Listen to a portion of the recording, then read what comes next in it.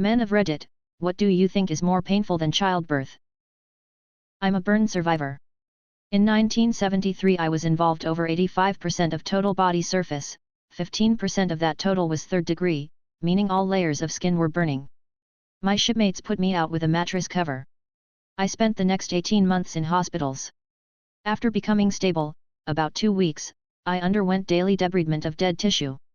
Lowered into a stainless steel T-shaped tank filled 1/3 with saline, the nurses cut away all the bandaging and then using scissors and scalpels cut away all the detritus. If you ever need to torture an enemy agent, burn the back of their hands till all the skin is black.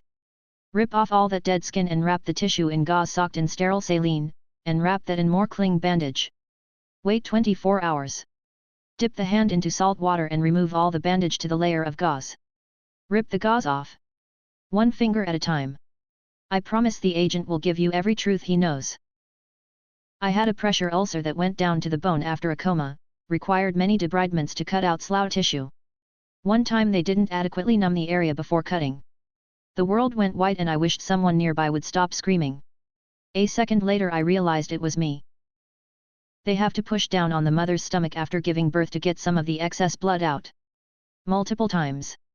Think CPR but on the stomach. My wife said that was 10x worse than the birth part. I'm going to go with that. My wife thought the last month of pregnancy was worse than giving birth. She said giving birth was more painful for that day, but the constant tiredness and back pain was a worse experience for her. Makes me think of all those people, especially old people, with long-term ailments having to go on each day with pain.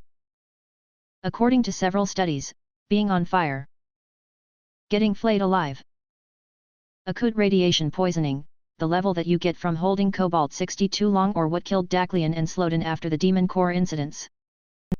Acute radiation poisoning.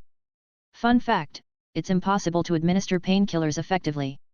Once your body starts decomposing with you still alive inside of it, there's nothing but pain left. Wife said kidney stone was at least the same as childbirth, natural, maybe worse. Sawing of a limb without anesthesia. I'm going to assume torture. My mom had to get her wisdom teeth removed as a teenager without any anesthetic, and she told me that was more painful. According to my wife it was gall*stones, but she also had an epidural and couldn't feel the baby being born at all. She did feel a few heavy contractions before they got the epidural placed though. I've dealt with gall*stones in the past. Yeah, those fucking hurt. Being skinned alive and covered in salt. That's gotta qualify, right? Edit, your offerings of karma are much appreciated, mortals. Cluster headaches. Also known as suicide headaches. People will kill themselves just to stop the pain. It's horrible. Edit. Thanks for the rewards and DMS, but I personally don't suffer from this. My wife does though. She often talks about ending it when she has an attack. Luckily she hasn't done anything yet. But in all honesty I wouldn't blame her if she did. It's horrible to go trough, even more horrible to watch knowing there's fuck all you can do. What is the most unmoanable name you can think of? Quintard. I saw it on a doctor's diploma the other day and just swelled with pity for him. Beetlejuice. Not because you physically couldn't, but because you could only do it twice. Emervar Emrace, the white flame dancing on the barrows of his enemies. Eustace. YRJ. That's a traditional Finnish name, which means vomit in spoken Finnish. Herbert. A friend told me their dad's name is Plunkett. Who TF looks at their beautiful newborn baby boy and thinks Plunkett. It's perfect. Junior. Cletus. Bertha. I met someone named Nausea, name was on an application. I did my best to tactfully ask how to pronounce it and she said it's nausea, just like when you have to throw up. Imagine the confusion on a tipsy night of lovemaking. Nausea, oh god, nausea puke. Son of a, at number dollar I thought you were just moaning my name. Oh Benedict, give me that dick. Sheldon. Am I the only one moaning all of these names as I scroll through? Dilbert. What don't you find attractive that society says you should? So are we just gonna ignore your username? Based on what I've seen in Miami, lip injections, apparently. Looks horrendous, and yes, we can tell. Brand culture. People spend way too much in the name of brands. I don't like the look or feel of injected lips. I just recently kissed a girl with them and it felt like I was kissing jello. Super white, super fake veneers teeth. Artificial tanning. The obsession of famous people. Sure, I enjoy art and athleticism in most forms, but to be obsessed over someone who isn't even physically in your life is wild to me.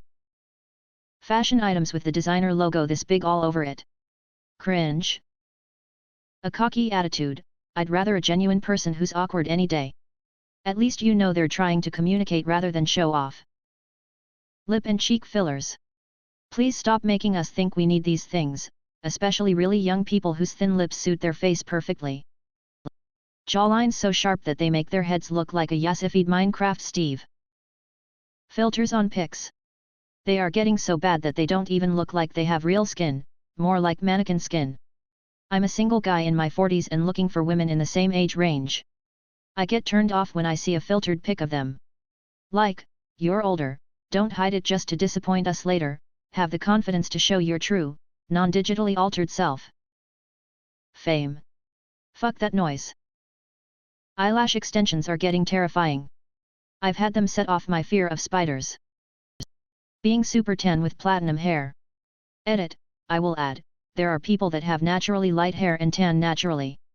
This looks so different, good, when it is natural, but so bad when it is not. I'm sorry if I made anyone feel self-conscious about how they look naturally.